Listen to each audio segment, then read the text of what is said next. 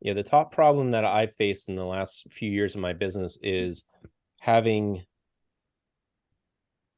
the the courage and also the belief that people want to hear from me, meaning that people that I know that know, like, and trust me, it's not a burden to hear from me and be like, hey, here's what I got going on in my business. Do you think there's anything that you could do to put me in touch with a client that matches XYZ parameters?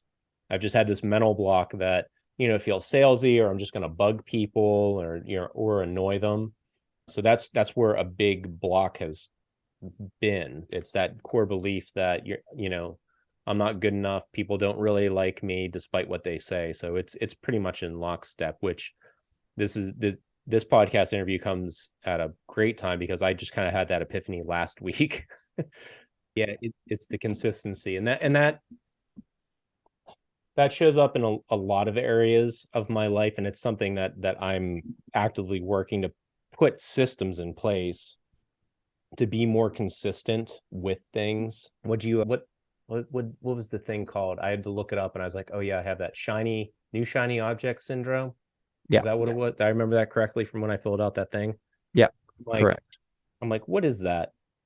And like, that sounds like something I have, but let me look and see what it is. And I looked up, and it's like, you chase the next thing, you put all the effort in, and then it doesn't happen. Then you're on to the next thing. I'm like, oh yeah, got that. So it's the lack of consistency with things surrounding my businesses is something I've struggled with historically.